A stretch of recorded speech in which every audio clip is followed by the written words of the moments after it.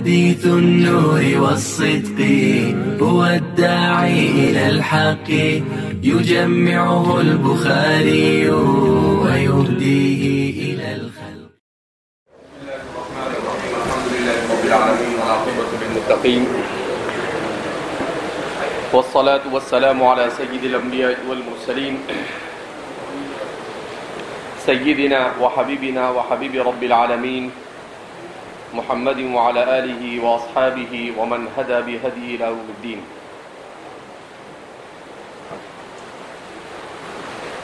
امام بخاری کتاب الایمان کے بعد باب قائم کرتے ہوئے فرماتے ہیں باب قول نبی صلی اللہ علیہ وسلم بنی الاسلام علی خمس وهو قول وفعل ويزيد وينقص. اس کے بعد امام بخاری کتاب و سنت سے تقریباً 17 آیات اور احادیث مبارکہ کو ذکر کرتے ہیں. ان تمام کے تمام کو ذکر کرنے کا مقصد کیا ہے؟ تو فرماتے ہیں کہ امام بخاری جس زمانے میں اپنی اس کتاب کو تصنیف کر رہے تھے اس زمانے میں فرقہ باطلہ کا بڑا زور تھا. لہذا امام بخاری ایمان کے سلسلے میں فرقہ باطلہ کی تردید کرتے ہیں. فرقہ باطلہ کے سلسلے میں ویسے تو مستقل ایک علم وجود میں آیا ہے جس کو علم الفرق کہا جاتا ہے. اسی طریقے سے اسے علم الملل والنحل کہا جاتا ہے. تو علم الفرق میں مستقل اس سے بحث کی جاتی ہے کہ فرقہ باطلہ اصولاً کتنے ہیں اور فروعاً کتنے ہیں. اصولاً فرقہ باطلہ کتنے ہیں؟ تو عام طور پر اس باب میں لکھنے والوں کا کہنا ہے کہ اصولاً فرقہ باطلہ مندرجہ ذیل. نمبر 1 معتزلہ. نمبر 2 یہ کون باتیں کر رہا ہے پیچھے؟ نمبر 2 مرجیہ. نمبر 3 خوارج. نمبر 4 روافض اور شیعہ.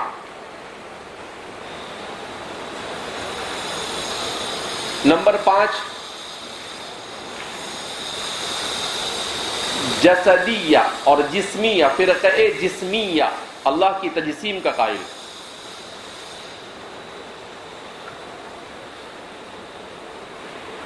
تو فرماتے ہیں یہ 5 اصول الفرق ہیں. فرقہ باطلہ کے جتنے بھی دیگر فرقے ہیں وہ انہی سے منقسم ہوتے ہیں. جہمیہ ہے، کرامیہ ہے، یہ پھر اسی کے کیٹیگری میں آتے چلے جاتے ہیں. تو تاریخ اسلام میں سب سے پہلے جو فرقہ وجود میں آیا اس سلسلے میں 2 باتیں بیان کی جاتی ہیں. بعض حضرات کا کہنا ہے کہ سب سے پہلا جو فرقہ وجود میں آیا ہے وہ خوارج کا ہے، اور بعض کا کہنا ہے کہ روافض کا ہے. ویسے تاریخی اعتبار سے جائزہ لیا جائے تو سب سے پہلا جو فرقہ وجود میں آیا وہ ایسا فرقہ ہے جو خارجیت اور رافضیت کا مجموعہ ہے. جو خارجیت اور رافضیت کا مجموعہ ہے. وہ کیسے؟ فرقوں کا آغاز سیدنا حضرت عثمان بن عفان رضی اللہ تعالیٰ عنہ کے دور خلافت کے اواخر میں ہوتا ہے. حضرت عثمان بن عفان رضی اللہ تعالیٰ عنہ کے زمانے سے پہلے حضرت عمر رضی اللہ تعالیٰ عنہ کا جو زمانہ ہے، اس زمانے میں حضرت عمر نے کبار صحابہ پر پابندی لگائی کہ کبار صحابہ یہ مدینہ کو چھوڑ کر کہیں نہیں جا سکتے. تو تمام کے تمام کبار صحابہ یہ مدینہ ہی میں مقیم تھے. مدینہ سے باہر کوئی نہیں تھا الا یہ کہ کسی کو گورنر بنا کر بھیجا گیا. حضرت عثمان بن عفان رضی اللہ تعالیٰ عنہ کے زمانے میں ان لوگوں کو اجازت دے دی گئی کہ جو جہاں پر بھی دعوت دین کے لیے، جہاد کے لیے، تجارت کے لیے جہاں جانا چاہے جا سکتا ہے۔ جب حضرات صحابہ کو اس کی اجازت مل گئی تو اب صحابہ منتشر ہو گئے، کوئی کوفہ چلا گیا، کوئی شام چلا گیا، کوئی یمن چلا گیا اور مختلف دنیا کے خطوں میں پہنچ گئے، کوئی جہاد میں شریک ہو گیا، کوئی تجارت میں مشغول ہو گیا، کوئی تعلیم و تعلم میں لگ گیا۔ حضرت عمر رضی اللہ تعالیٰ عنہ کو جو خدشہ تھا وہ خدشہ ظاہر ہو کر رہا۔ حضرت عمر کو یہ خدشہ تھا کہ اگر یہ کبار صحابہ مختلف مقامات پر پھیل جائیں گے تو جو شاطر قسم کے اور سازشی ذہن کے جو لوگ ہیں وہ انہیں استعمال کریں گے۔ حضرات صحابہ کرام رضوان اللہ تعالیٰ عنہ مجمعین، ان کی صفت جو حضرت عبداللہ بن مسعود رضی اللہ تعالیٰ عنہ بیان کرتے ہیں وہ یہ ہے کہ وہ فرماتے ابرہم قلوبا، دل کے بڑے پاکیزہ، وَأَعْمَقُهُمْ عِلْمًا، علم کے بڑے گہرے تھے، وَأَقَلُّهُمْ تَكَلُّفًا، اور تکلف سے ان کی زندگی عاری تھی، البزازۃ من الایمان پر عمل کرنے والے۔ اب چونکہ یہ لوگ بڑے سادہ سے اور طبیعت میں، ان کی طبیعت میں یہ تھا کہ یہ سادگی کے ساتھ رہتے تھے، تو جو آدمی جتنا بڑا ہوتا ہے اس میں جتنی سادگی ہوتی ہے اس میں کمی یہ ہوتی ہے کہ یہ لوگ کان کے کچے ہوتے ہیں۔ یعنی اگر کوئی آدمی کسی چیز کے سلسلے میں کوئی بات آ کر بیان کر دے تو یہ اس پر بھروسہ کر لیتے ہیں۔ جیسا میں نے اس سے پہلے آپ کو سنایا تھا کہ ملا جیون صاحب نور الانوار، ان کے بارے میں آتا ہے کہ ایک آدمی نے ان کو آ کر کہا کہ آج رات میں چور پل چورا کے لے گئے، ندی کے اوپر سے کیا چورا کے لے گئے؟ پل چورا کے لے گئے۔ تو آپ نے اس کی بات مان لی، آپ نے اس کی بات کیا کر لی؟ مان لی۔ تو لوگوں کو تعجب ہوا کہ ایسا کیسے ہو سکتا ہے، آپ نے کیسے اس کی بات مان لی؟ تو آپ نے کہا کہ دیکھو مومن سب کچھ ہو سکتا ہے، جھوٹا نہیں ہو سکتا ہے۔ کہا مومن ہو اور جھوٹ بولے؟ کہا مجھے یہ سمجھ میں نہیں آتا، پل چورا کے لے جا سکتا ہے لیکن مومن کا جھوٹا ہونا یہ محال ہے۔ تو یہ سیدھے سادے لوگ ہوتے ہیں۔ تو اب جب ملا جیون ان کے 1000 سال کے بعد آتے ہیں، ان کا یہ حال ہے، تو ظاہر سی بات ہے حضرات صحابہ میں کتنی سادگی ہوگی۔ تو حضرت عمر کا اس کو خدشہ تھا، اس لیے حضرت عمر رضی اللہ تعالیٰ عنہ نے ان پر پابندی لگائی تھی کہ وہ مدینہ چھوڑ کر کہیں نہیں جائیں گے۔ اب جیسے ہی یہ لوگ پھیلے ہوا ایسا ہی، اب کیا ہونے لگا کہ یہود و نصارہ ان کو موقع مل گیا۔ حضرت عمر رضی اللہ تعالیٰ عنہ کے زمانے تک ان کو کوئی موقع ہاتھ نہیں لگا۔ کیوں؟ اس لیے کہ حضرت عمر رضی اللہ تعالیٰ عنہ کی خصوصیت یہ تھی کہ آپ بڑے دوربین تھے، بہت لمبا سوچتے تھے، اور مستقبل میں کس چیز کے اثرات کیا امت پر مرتب ہو سکتے ہیں ان سب کو بڑا لمبا سوچنے کے بعد فیصلہ فرماتے تھے۔ اسی لیے آپ کو الفارق بین الحق والباطل کا لقب دیا گیا، الفاروق کہا گیا۔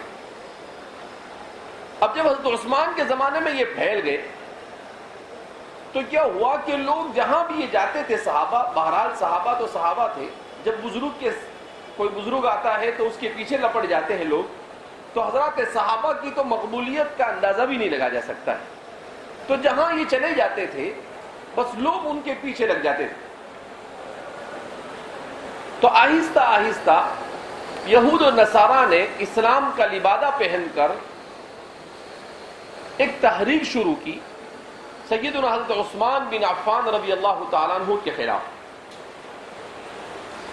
اس تحریک میں کوفہ، بصرہ اور مصر، ان 3 مقامات پر خاص زور دیا گیا کیونکہ صحابہ کی بڑی تعداد انہی مقامات پر تھی۔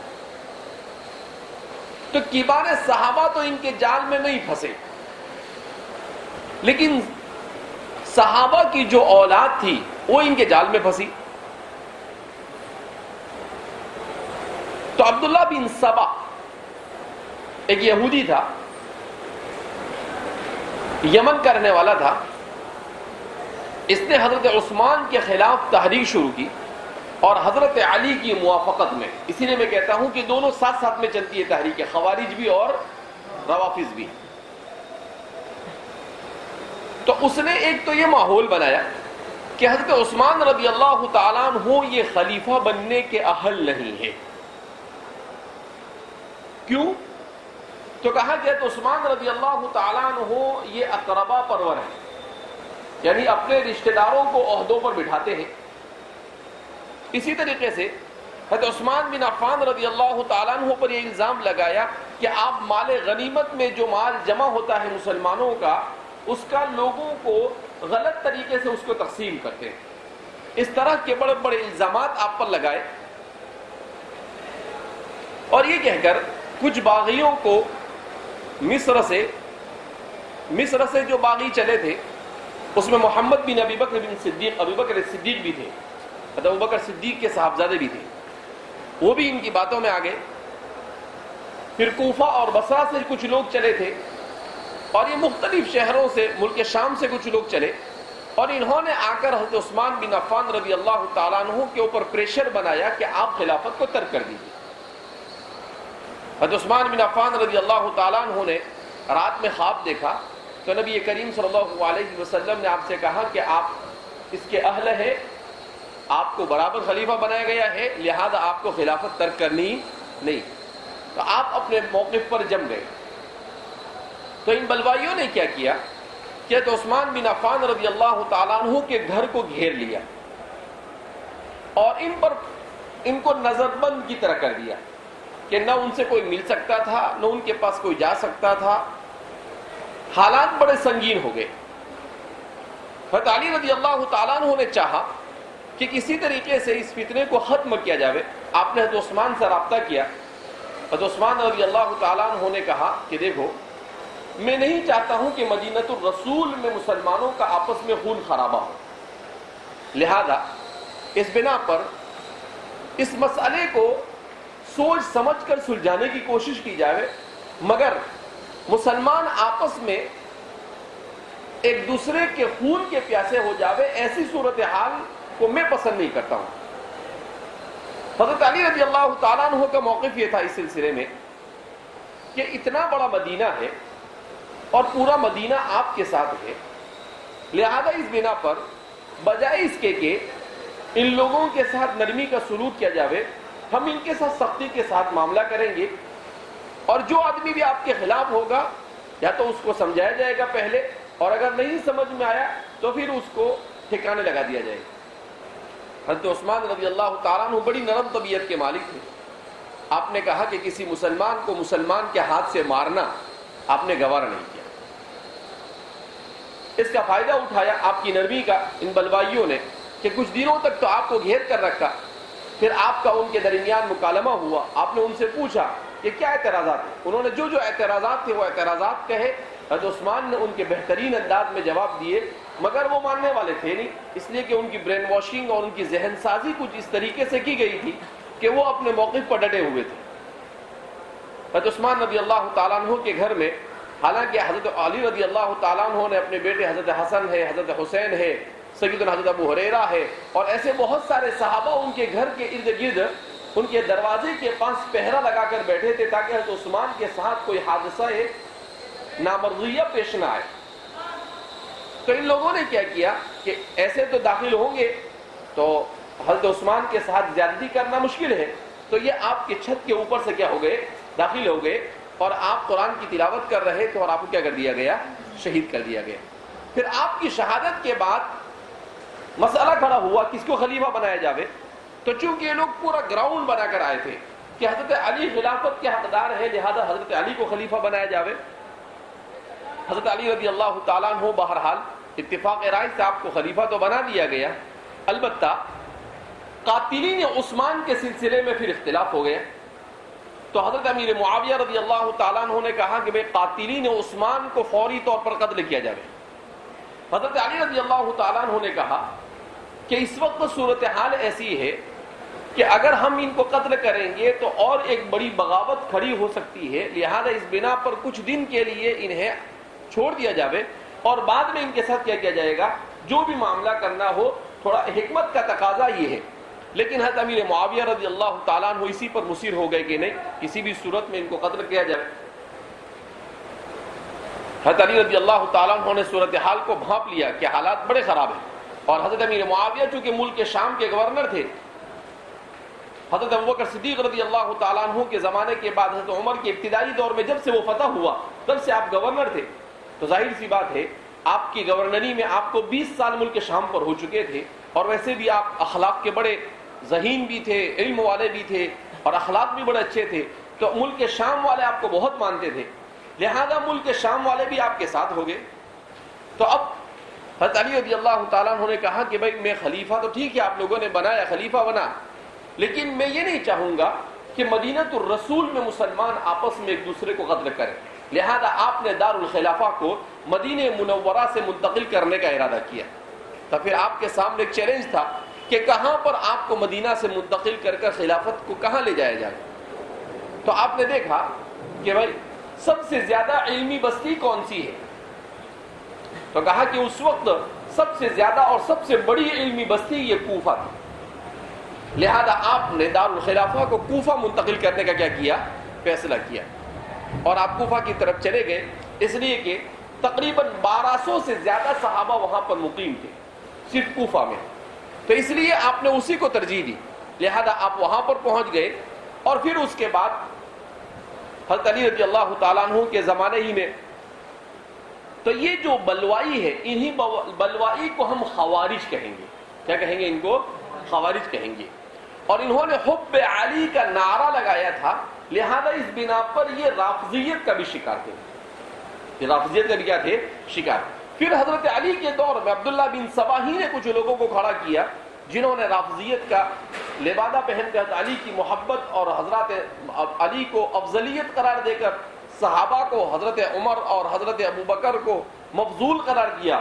پھر آگے چل کر ان لوگوں نے حضرات صحابہ کو گالیاں دینا اور ان کو برا بھلا کہنا شروع کر دیا. اس طریقے سے سب سے پہلے خوارج وجود میں آئے, خوارج کے وجود میں آنے کے بعد روافض وجود میں آئے, روافض کے وجود میں آنے کے بعد معتزلہ وجود میں آئے. کون وجود میں آئے؟ معتزلہ وجود میں آئے.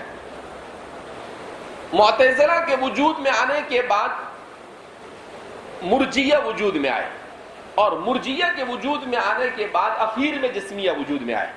اس طریقے سے, اس ترتیب سے یہ تمام کے تمام فرقے کیا ہوئے, وجود میں آئے. اب جیسا کہ تفصیل کے ساتھ اس سے قبل بیان کیا گیا کہ یہ جو فرقے ہیں, اب جتنے بھی فرقے قیامت تک آئیں گے, یہ تمام کے تمام فرقے ان 5 فرقوں میں سے کسی ایک کے ساتھ فٹ ہوں گے, یا کسی 2 یا 3 کے ساتھ, یا سب کے ساتھ فٹ ہوں گے. یہ فرقے ان میں سے کسی نہ کسی کے ساتھ فٹ ہو جاتے ہیں. جیسے ہمارے زمانے میں مودودیت, جماعت اسلامی جس کو کہتے ہیں, ان کے افکار جو ہے یہ خوارج اور نواصب یعنی خارجی اور رافضی دونوں کے قریب قریب. ان کی کچھ چیزیں ایسی ہے جو روافض کے قریب قریب ہے, اور کچھ چیزیں ایسی ہیں جو خوارج کی جیسی ہے. جیسے حضرات صحابہ کو برا بھلا کہنا, یہ دونوں میں مشترک ہے. وہ لوگ بھی صحابہ کی تکفیر کے قائل تھے خوارج, اور یہ لوگ صحابہ کی تفسیق کے قائل ہیں. یعنی یعوذ باللہ صحابہ کیا ہو گئے تھے, بعض صحابہ فاسق ہو گئے تھے. صحابہ تو کیا بلکہ مودودی صاحب نے تو انبیاء کو بھی نہیں چھوڑا, اور حضرت انبیاء کرام علیہ السلام نے موسیٰ علیہ السلام کو کہا کہ موسیٰ علیہ السلام یہ جلد باز تھے, کسی بھی چیز میں جلد بازی سے کام لیتے تھے. ایسا نہیں ہے, حضرات انبیاء کرام علیہ السلام کو معصوم کہا گیا, صحابہ کو محفوظ کہا گیا, لہذا ان پر کیچڑ نہیں اچھالا جا سکتا ہے. اسی طریقے سے انہوں نے, جیسے ان لوگوں نے بھی قتال اور جہاد کو سب سے اہم قرار دے دیا تھا, ان کے یہاں پر بھی قتال اور جہاد مقصد اسلام بن جاتا ہے, جبکہ یہ مقصد اسلام نہیں ہے بلکہ وسیلہ اسلام ہے. اور روافض اور شیعہ تو مختلف صورتوں کے ساتھ ہر زمانے میں وجود میں آتے ہی رہتے ہیں. اسی طریقے سے ہمارے زمانے میں جو جدت پسندوں کا طبقہ ہے, منکرین حدیث ہے, اسی طریقے سے جو لوگ جدت پسند ہے, جن کو ماڈرن لوگ کہا جاتا ہے ہمارے زمانے میں, جو ہر چیز کو عقل کے پیمانے پر ناپنے کی کوشش کرتے ہیں اور پھر اسی کے اوپر اسلام کو منطبق کرنے کی کوشش کرتے ہیں, تو یہ لوگ, یہ جدت پسند, یہ معتزلہ کے مشابہ. یہ کس کے مشابہ ہے؟ معتزلہ کے مشابہ. ہمارے زمانے کے غیر مقلدین یہ جسمیہ کے مشابہ ہیں، فرقہ حشویہ سے ملتے جلتے ہیں، جیسا کہ امام زاہد الکوثری نے ان کے بارے میں بیان کیا ہے. اسی طریقے سے یہ ہمارے زمانے کے جو بدعتی حضرات ہیں تو یہ کرامیہ اور مرجیہ سے ملتے جلتے ہیں. تو یہ جتنے بھی فرقے ہیں، اس زمانے کے فرقے، اس زمانے کے فرقے، یہ تو اصول سب کے سب.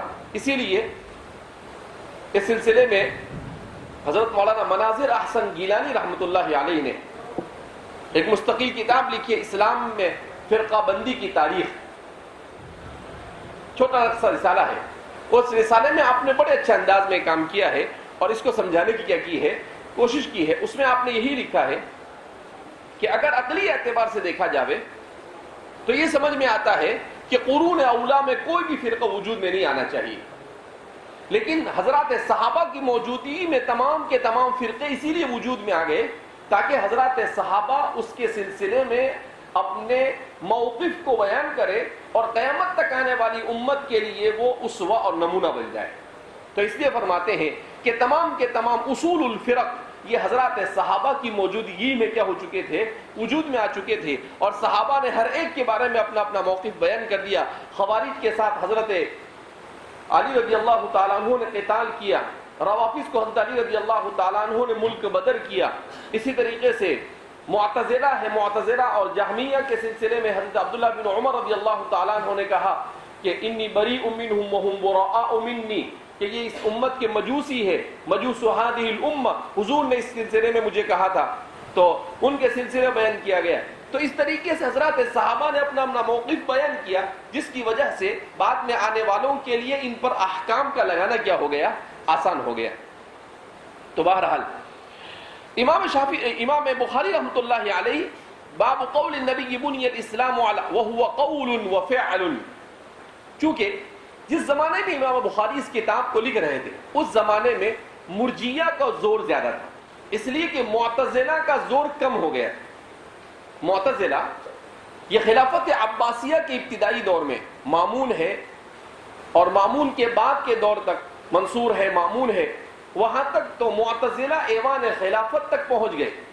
لیکن متوکل باللہ کے دور میں معتزلہ کو خوب اچھی طریقے سے ان کی ڈٹائی کی گئی، ان کی پٹائی کی گئی، ان کو ایوان خلافت سے باہر کر دیا گیا، اور اہل سنت والجماعت کی بڑی قدر کی گئی اس زمانے میں. اور امام بخاری رحمۃ اللہ علیہ یہ اسی دور میں پیدا ہوتے ہیں، متوکل باللہ کے دور سے، یعنی اس کے اوائل میں، اس لیے کہ متوکل باللہ تیسری صدی کے اوائل میں اس کا خلافت ملتی ہے. تو اس زمانے میں آپ طالب علم ہوتے ہیں. پھر معتزلہ کے زور کے ختم ہونے کے بعد مرجیہ کا زور شروع ہوتا ہے، تو آپ مرجیہ کے دور میں آئے، اور مرجیہ چونکہ عمل کو بالکل اہمیت نہیں دیتے تھے، اس لیے آپ معتزلہ کا بھی رد کرتے ہیں، مرجیہ کا بھی رد کرتے ہیں، اور فرماتے ہیں وہو قول وفعل، کہ اسلام نام ہے قول اور فعل کا.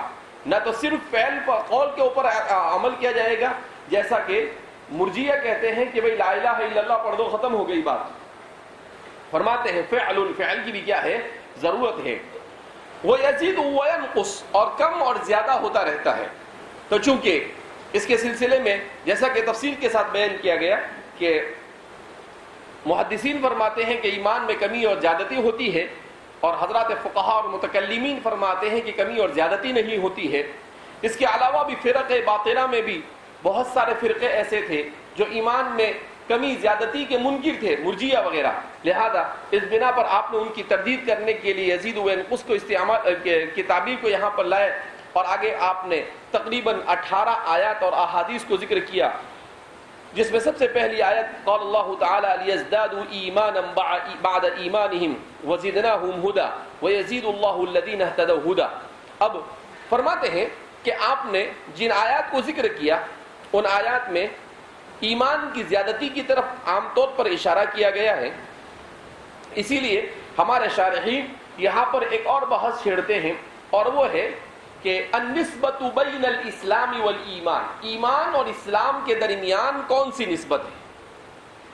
تو ایمان اور اسلام کے درمیان نسبت کے سلسلے میں پہلے تو اولاً امام غزالی فرماتے ہیں کہ 3 باتیں سمجھنی چاہیے کہ ایمان اور اسلام بعض مرتبہ مترادف کے طور پر استعمال ہوتا ہے، بعض مرتبہ یہ تداخل کے طور پر استعمال ہوتا ہے، اور بعض مرتبہ فرق کے طور پر استعمال ہوتا ہے، یعنی دونوں میں فرق کیا جاتا ہے۔ نصوص ہر طرح کی چیزوں پر دلالت کرتے ہیں، جیسے امام غزالی فرماتے ہیں حضرت موسیٰ علیہ السلام کے سلسلے میں قرآن کریم میں سورہ یونس میں کہا کہ موسیٰ علیہ السلام قال موسیٰ یا قوم ان کنتم آمنتم باللہ فعلیہ توکلوا ان کنتم مسلمین، تو یہاں پر ترادف کے طور پر قرآن نے استعمال کیا، یا موسیٰ ان کنتم آمنتم باللہ، تو یہاں پہلے کا آمنتم باللہ، ٹھیک ہے، فتوکلوا ان کنتم مسلمین، تو ایمان اور اسلام دونوں کو ایک قرار دیا گیا، تو یہاں پر قرآن کریم نے ترادف کے طور پر اس کو استعمال کیا۔ اسی طریقے سے حضرت لوط علیہ السلام کے گھر کے سلسلے میں قرآن کریم نے بیان کیا فَأَخْرَجْنَا مَنْ كَانَ فِيهَا مِنَ الْمُؤْمِنِينَ فَمَا وَجَدْنَا فِيهَا غَيْرَ بَيْتٍ مِنَ الْمُسْلِمِينَ، تو یہاں پر دو لفظ استعمال کیا قرآن کریم نے کہ ایک تو مومن بھی اور مسلم بھی، اور دونوں سے ایک ہی کو مراد لیا۔ تو فرماتے ہیں امام غزالی فرماتے ہیں کہ یہاں پر قرآن کریم نے ترادف کے طور پر استعمال کیا ہے اسلام اور ایمان کو، کہ اسلام اور ایمان یہ دونوں ایک ہی چیز ہے، گویا کہ الگ الگ نہیں۔ کہیں پر اسلام اور ایمان کو الگ الگ بیان کیا، جیسے قرآن کریم میں قالت الاعراب آمنا قل لم تؤمنوا ولكن قولوا اسلمنا، تو یہاں پر الگ الگ بیان کیا کہ نہیں تم مومن نہیں ہو بلکہ تم تو مسلمان ہو۔ تو فرماتے ہیں یہاں ترادف کے طور پر نہیں بلکہ یہاں پر فرق کے طور پر دونوں کی تفریق کے ساتھ دونوں کو استعمال کیا گیا۔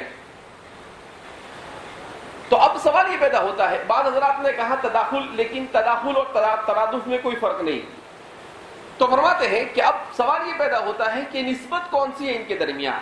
تو امام غزالی ہے اور عام طور پر شارحین حدیث ان لوگوں کا کہنا یہ ہے کہ اس میں جو نسبت ہے منطقی اعتبار سے یہ عموم خصوص مطلق کی نسبت ہے۔ اب جب اس میں عموم خصوص مطلق کی نسبت ہے تو اب سوال پیدا ہوتا ہے کہ عام کون ہے اور خاص کون ہے؟ تو فرماتے ہیں کہ اسلام یہ عام ہے اور ایمان یہ کیا ہے؟ خاص ہے۔ کیا مطلب؟ کہ ہر مومن یہ مسلمان ہو سکتا ہے مگر ہر مسلمان یہ مومن ہو سکتا نہیں۔ کل مسلم کل مؤمن مسلم ولیس کل مسلم مومن، کہ ہر مومن مسلمان تو ہو سکتا ہے مگر ہر مسلمان مومن کیوں؟ بعض المسلم منافق، اس لیے کہ بعض مسلم کیا ہو سکتا ہے؟ منافق بھی ہو سکتا ہے۔ تو اس سے پتہ چلتا ہے کہ اس کے درمیان عموم خصوص مطلق کی نسبت ہے۔ بعض حضرات کا کہنا یہ ہے، خاص طور پر امام بدر الدین العینی، ان کا کہنا یہ ہے کہ اس میں عموم خصوص مطلق نہیں بلکہ من وجہ کی نسبت ہے، عموم خصوص من وجہ کی نسبت ہے۔ تو اب من وجہ کی نسبت کا مطلب کیا ہے؟ تو وہ فرماتے ہیں کہ اگر غور کیا جاوے تو یہ دونوں ایک بھی ہے اور دونوں الگ بھی ہے، دونوں ایک بھی ہے اور دونوں الگ بھی ہے۔ جب دونوں کو ایک ساتھ استعمال کیا جاتا ہے تو اس وقت یہ مترادف کے طور پر استعمال ہوتے ہیں، اور جب دونوں کو الگ الگ مقام کے لیے استعمال کیا جاتا ہے تو یہ کیسے استعمال ہوتے ہیں؟ فرق کے ساتھ، تفارق کے ساتھ استعمال ہوتے ہیں۔ تو اس لیے اس میں عموم خصوص من وجہ کہ من وجہن دونوں عام ہے اور من وجہن دونوں خاص ہے۔ اب من وجہن دونوں کے عام ہونے اور من وجہن دونوں کے خاص ہونے کو کیسے سمجھیں گے؟ تو امام بدر الدین العینی فرماتے ہیں کہ دیکھو، جیسے اسلام اس کو آپ نے عام کہا اور ایمان کو خاص کہا، تو کبھی ایسا بھی ہو سکتا ہے کہ ایمان عام ہو جاوے اور اسلام خاص ہو جاوے، ایمان کا وجود ہو اور اسلام کا وجود نہ ہو۔ کبھی ایسا بھی ہو سکتا ہے کہ اسلام کا وجود اور ایمان کا وجود نہ ہو، جیسے اسلام کا وجود ہے مگر ایمان کا وجود نہیں۔ اس کی آسان مثال منافق، کہ مسلمان تو ہے مگر مومن نہیں۔ اسی طریقے سے کبھی یہ بھی ممکن ہے کہ کوئی آدمی مومن ہو مگر مسلمان نہ ہو، کوئی آدمی مومن ہو مگر مسلمان نہ ہو۔ وہ کیسے؟ تو امام بدر الدین العینی فرماتے ہیں کہ جیسے کوئی آدمی ایمان لایا، اللہ کو تسلیم کر لیا، ابھی قبل اس کے کہ کچھ عمل کرے، کوئی عمل کیا نہیں اور وہ کسی حادثے کا شکار ہو کر کہیں پر شہید ہو گیا یا مر گیا تو صرف ایمان پایا گیا لیکن اسلام پایا گیا نہیں، تو مومن ہوا، مسلمان نہیں ہوا، مومن ہوا مسلمان۔ تو اس لیے امام بدر الدین العینی فرماتے ہیں کہ اس کا مطلب یہ ہے کہ اس میں عموم خصوص من وجہ ہے، دونوں کبھی خاص بھی ہو سکتے ہیں اور کبھی کیا ہو سکتے ہیں، عام بھی ہو سکتے ہیں۔ علامہ انور شاہ کشمیری رحمۃ اللہ علیہ وہ فرماتے ہیں کہ اصل میں ان دونوں کے درمیان جو تعلق ہے ایمان اور اسلام کے درمیان، یہ ایسا ہے کہ اس میں ایاب بھی ہے اور ریحاب بھی ہے۔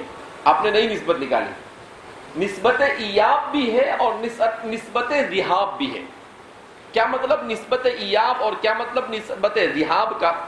تو فرماتے ہیں نسبت ایاب کا مطلب یہ ہے کہ کبھی ایسا ہوتا ہے کہ کوئی آدمی جب زبان سے اسلام قبول کیا، اقرار باللسان کیا، اس وقت تو وہ مومن نہیں تھا، مگر آہستہ آہستہ وہ ایمان کے قریب آیا اور پھر ایسا عمل کرنے لگا کہ مومن کامل بن گیا، تو اس کی زبان اور جوارح سے ہوتے ہوتے اس کا ایمان کہاں تک پہنچ گیا؟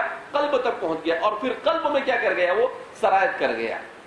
تو فرماتے ہیں کہ یہ نسبت ایابی ہے کہ جس میں اسلام اور ایمان یہ دونوں ایک ہو گئے، اسلام اور ایمان دونوں کیسے ہو گئے؟ ایک ہو گئے۔ اور دوسری نسبت فرماتے ہیں نسبت ذہاب۔ کیا مطلب؟ کہ کبھی ایسا بھی ہوتا ہے کہ کوئی آدمی دل سے مسلمان ہوتا ہے،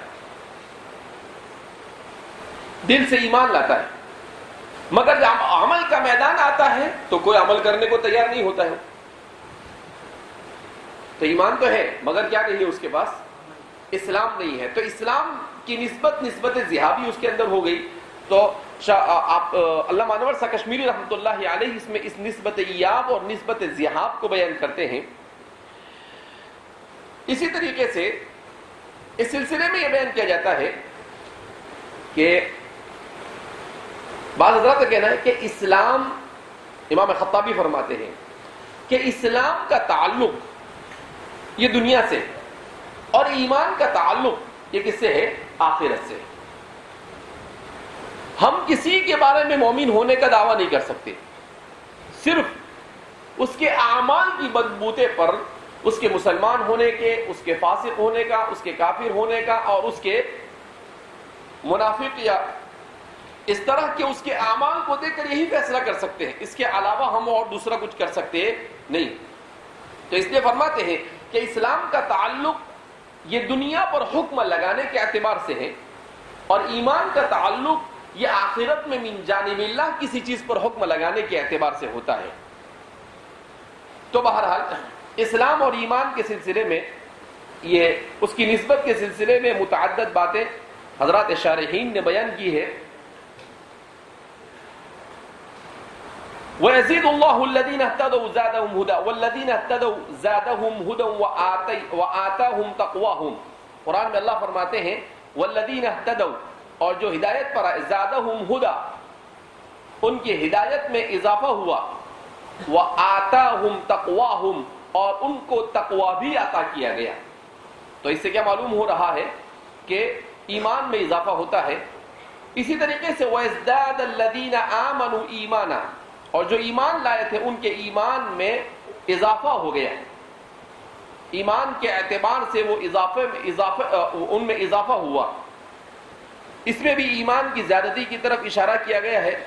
اسی طریقے سے آگے آیت کریمہ ایکم زادتہ ہذہ ایمانا، کہ تم میں سے ایکم ازادتہ ہذہ ایمانا، تم میں سے کون ہے زادتہ ہذہ ایمانا کہ یہ چیز اس کے لیے ایمان میں اضافے کا باعث بنے۔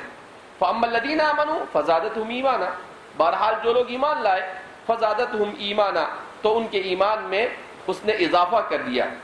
وَقَوْلُوا فَاخْشَوْهُمْ فَزَادَهُمْ ایمانا، اور اللہ رب العزت کا ارشاد ہے سورہ آل عمران میں فَاخْشَوْهُمْ، انہیں ڈرایا دشمنوں سے، فَزَادَهُمْ ایمانا، تو ان کے اس ڈرانے نے ان کے ایمان میں اضافہ کر دیا۔ تو فرماتے ہیں کہ ایمان کی زیادتی کی طرف اس میں بھی اشارہ کیا جا رہا ہے۔ وَمَا زَادَهُمْ إِلَّا إِيمَانًا وَتَسْلِيمًا، غزوہ احزاب کی منظر کشی کرتے ہوئے کہا جا رہا ہے کہ ان کے ایمان اور اسلام میں اضافہ ہی ہوا اس چیز سے، یعنی ان کو ڈرایا کہ چاروں طرف سے دشمنوں نے آ کر گھیر لیا اور یہ سمجھا کہ یہ لوگ ڈر جائیں گے، لیکن فرماتے ہیں اس کے باوجود بھی وہ ایسے حالات میں بھی ثابت قدم رہے اور مکمل طور پر وہ اسلام اور ایمان پر جم گئے، بلکہ مزید ان کے اسلام اور ایمان میں اضافہ ہوا۔ والحب فی اللہ والبغض فی اللہ من الایمان، اور اللہ کے لیے محبت کرنا اور اللہ کے لیے بغض کرنا یہ ایمان کا جز ہے۔ الحب فی اللہ والبغض فی اللہ، اسی لیے اس سے عقیدۃ الولاء والبراء ثابت ہوتا ہے، جو ہمارے زمانے کا سب سے بڑا مسئلہ ہے، عقیدہ ولاء اور عقیدہ براء۔ کیا مطلب؟ کہ اللہ کے خاطر کسی سے محبت کرنا، دوستی کرنا، اور اللہ کے خاطر کسی سے دشمنی کرنا، عداوت کرنا اور بغض رکھنا، یہ اللہ کے خاطر ہو تو اللہ کے خاطر جو محبت ہوتی ہے اسے کہا جاتا ہے الولاء، اور اللہ کے خاطر کسی سے براءت اور بغض رکھا جاتا ہے اسے کیا کہا جاتا ہے البراء، کہ اس سے براءت کا اظہار کرنا۔ تو عقیدہ ولاء اور براء کی طرف بھی اشارہ کر رہے ہیں، تو فرماتے ہیں کہ اسلام اور ایمان جب انسان کے اندر ہوتا ہے تو اسلام اور ایمان کے ساتھ اگر عمل صالح جمع ہو جاتا ہے تو پھر اس کے ترقی کے اندر کسی طرح کی کوئی کمی نہیں ہوتی۔ اور جیسا کہ ہم نے بتایا ہے، امام نووی وغیرہ فرماتے ہیں کہ کیفیت ایمانی میں اضافہ ہوتا ہے، اصل ایمان میں اضافہ نہیں ہوتا ہے۔ اور جیسا کہ امام ابن حزم ظاہری فرماتے ہیں کہ اصل ایمان میں کمی نہیں ہو سکتی، کیونکہ اصل ایمان میں کبھی یہ سیدھا کفر تک انسان کو پہنچا دیتی ہے، یہ کہاں تک پہنچا دیتی ہے؟ کفر تک۔ اسی لیے ہمارے محدثین فرماتے ہیں کہ ایک ہے علم اور عمل اور ایک ہے ایمان اور کفر، تو فرماتے ہیں دو لفظ استعمال ہوتے ہیں عمل کے لیے، ایک فعل اور دوسرا عمل۔ اب یہ دونوں متحد ہیں یا متفرق ہیں؟ تو فرماتے ہیں کہ ان دونوں میں فرق ہے، فعل میں بھی اور عمل میں بھی۔ عمل کہتے ہیں اختیار سے کسی چیز کو انجام دینا، ایک فرق، اور فعل کہتے ہیں بغیر اختیار ہو یا نہ ہو ہر صورت میں فعل کا اطلاق ہوتا ہے۔ دوسرا، عمل میں دوام ہوتا ہے اور فعل میں دوام نہیں ہوتا۔ تیسرا بیان کرتے ہیں کہ عمل کی نسبت یہ انسان کی طرف کی جاتی ہے اور فعل کی نسبت یہ سب کی طرف کی جاتی ہے، انسان اور غیر انسان، حیوان، جمادات سب کی طرف کی جاتی ہے۔ چوتھا فرق بیان کیا جاتا ہے کہ عمل یہ شرافت کی طرف نشاندہی کرتا ہے اور فعل اس میں شرافت کا رتبہ نہیں پایا جاتا ہے۔ تو فرماتے ہیں کہ یہ چار فرق ہے، تو اس لیے فرماتے ہیں کہ انسان جو کام کرتا ہے اس کا تعلق عمل سے، فعل سے نہیں۔ البتہ یہ دونوں ایک دوسرے کی جگہ پر مترادف کے طور پر کیا کیے جاتے ہیں؟ استعمال کیے جاتے ہیں، کبھی فعل کو عمل کی جگہ پر اور کبھی عمل کو فعل کی جگہ پر، جیسا کہ یہاں پر امام بخاری نے یہاں پر استعمال کیا ہے کہ ایمان کس کو کہتے ہیں؟ تو کیا کہا؟ قول و فعل، قول اور فعل۔ تو قول اور فعل کا مطلب انہوں نے یہ بتا، فعل یعنی عمل۔